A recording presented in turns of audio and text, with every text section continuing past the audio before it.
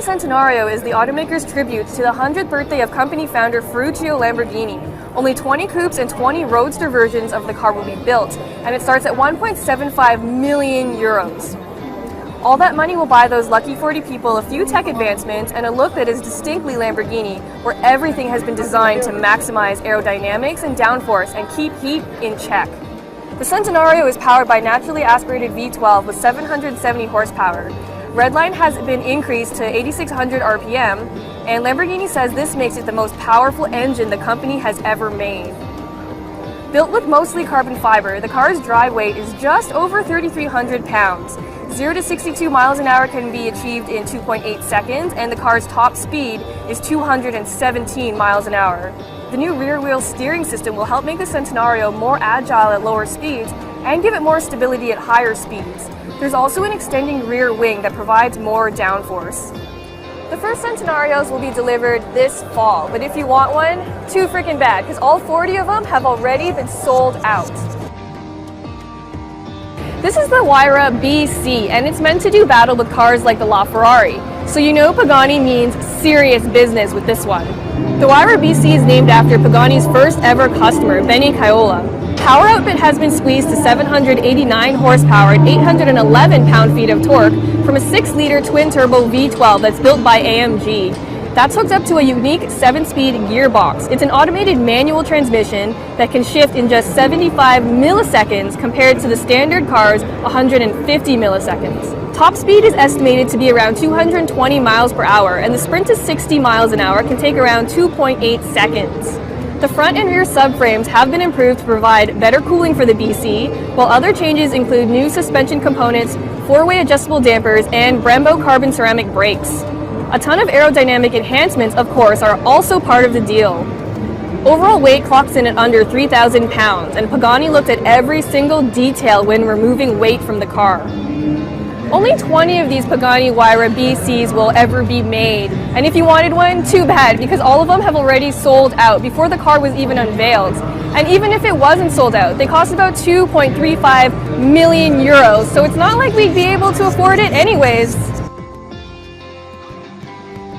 The poor man's Z06, it combines most of that car's performance goodies and capability, but without the supercharged engine. Instead, it makes do with the standard 6.2-liter V8 with only 460 horsepower. That comes mated to either an 8-speed automatic or an exceptionally smooth 7-speed manual.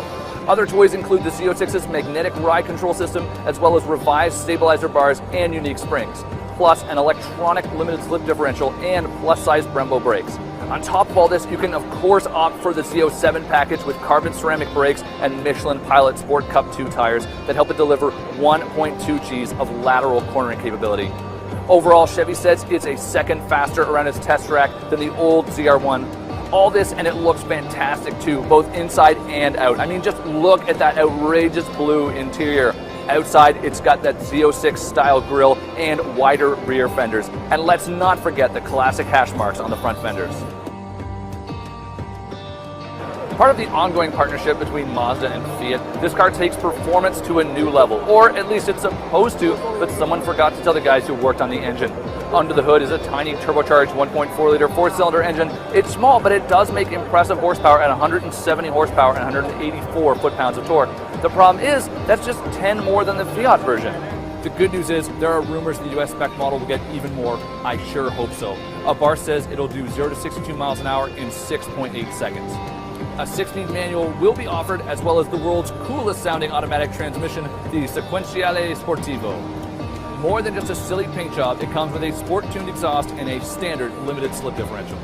If you're an Italian car snob, you'll probably care that each one of these vehicles comes certified by an Abarth technician and comes with a special numbered plaque. You'll probably care less about the price, and that's a good thing because I don't know what it is yet, but I can tell you I bet it'll be one expensive Miata. The coupe's new look is highlighted by a long clamshell hood, new LED headlights, and a new take on that signature Aston Martin grille and taillights. The profile is arguably the coupe's best angle, as the gorgeously sloping roofline and exaggerated rear haunches easily makes this the best looking car in the whole lineup. The DB11 is built on a new aluminum architecture that is lighter and stronger. The Grand Tour is powered by a 5.2-liter twin-turbo V12 with stop-start, and the British automaker claims that this is the most efficient DB in its history. Hooked up to an 8-speed automatic transmission, it has 600 horsepower and 516 pound-feet of torque, making the DB11 the most powerful DB ever. It also has a top speed of 200 miles per hour and can sprint to 62 miles an hour in 3.9 seconds. Aston Martin also has plans for a V8-powered DB11 and will likely source that engine from AMG. 3 drive modes will be available: GT, Sport, and Sport Plus, which will change how responsive the car is. Performance is bolstered by torque vectoring by braking and adjustable damping. Inside, the DB11 gets a 12-inch display and some other technology developed with Daimler, like an 8-inch TFT instrument cluster. The setup will be controlled by a dial and an optional touchpad that understands smartphone gestures. A new self-parking feature and a 360-degree camera is also available. The car arrives in the last quarter of 2016.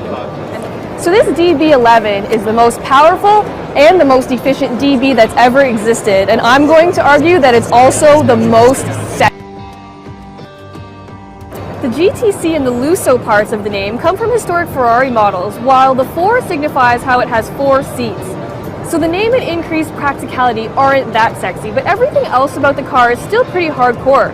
Powered by an incredibly rare, naturally aspirated 6.3-liter V12 that revs all the way to 8,000 RPM, the GTC4 Lusso puts out 680 horsepower and 514 pound-feet of torque. 80% of that torque is accessible at a low 1750 RPM.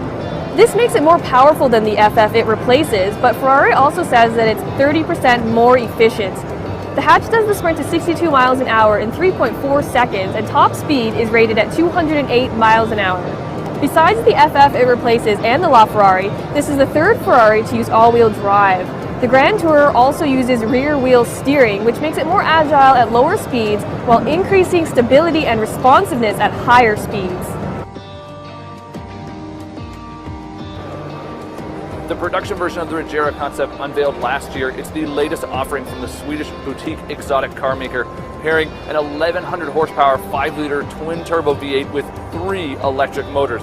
That'll send this Swedish rocket to 100 kilometers an hour or 62 miles per hour in just 2.8 seconds, 124 miles an hour in 6.6 seconds, and 186 miles an hour in 10.9 seconds.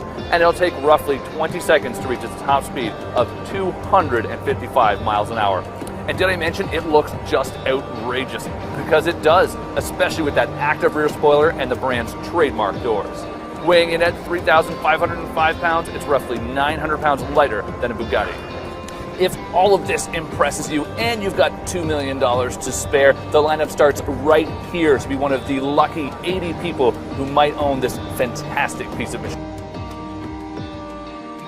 Its predecessor, the Chiron uses an 8-liter quad-turbocharged W16 engine, though power has been boosted to an incredible 1,500 horsepower and 1,180 pound-feet of torque.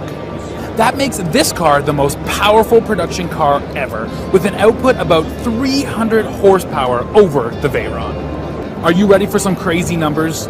This new French supercar can jump from a standstill to 60 miles an hour in under 2.5 seconds, and it can make the run to 186 miles per hour in just 13.6 seconds.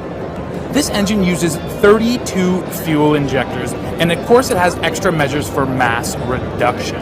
Thanks to these enhancements, it can inhale more than 60,000 liters of air per minute when running at full speed. That extra power compared to the Veyron comes courtesy of 4 larger turbochargers and a new 2-stage turbocharging setup. Off the line, only 2 of the turbos engage, while the second 2 activate at 3,800 RPM. Bugatti says this will eliminate turbo lag and deliver a perfectly linear power curve from 2,000 RPM up. Underpinning the Chiron is a fully carbon fiber monocoque, which Bugatti says is as stiff as an LMP1 race car. In fact, this is the only car in the world where the airbag actually punches through a carbon fiber housing. Top speed for the Chiron is going to be limited at 260 miles per hour, but that's only for road travel. So expect an even faster version to eventually become available, though it may not even be street legal.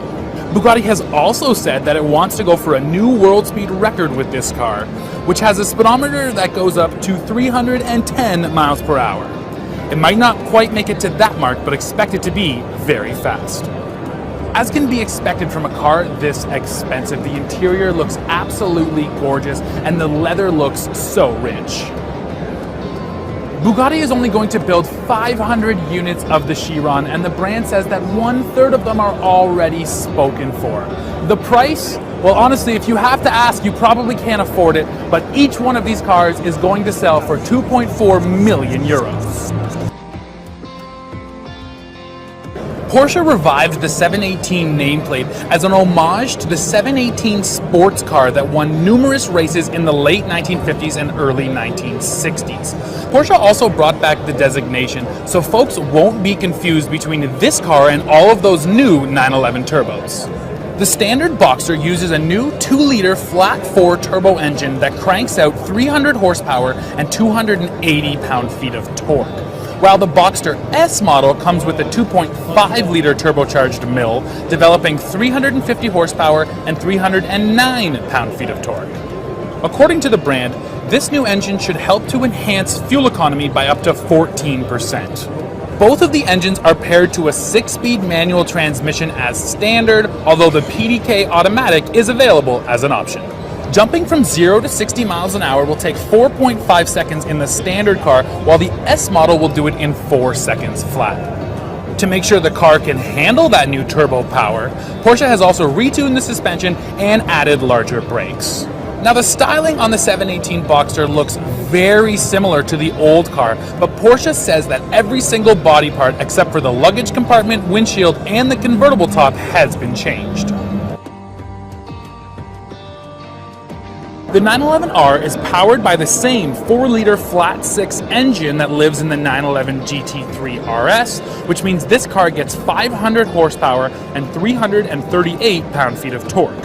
As a result, it can accelerate from 0 to 60 miles an hour in 3.7 seconds and has a top track speed of 200 miles per hour. But the absolute best feature of all on this 911R is that every single one of these cars will come only with a 6-speed manual transmission. On the inside, the 911R comes equipped with full bucket seats with carbon fiber backrests, which are wrapped in a houndstooth design, paying homage to the original 911 from the 60s. It also gets a unique GT Sport steering wheel. Like the GT3 RS, this car also features standard rear axle steering, which Porsche says has been tuned to offer direct turn-in response and precise handling. To make sure it can stop, the R is fit with 16.1-inch front brake rotors and 15.4-inch rear brake rotors inside of 20-inch wheels.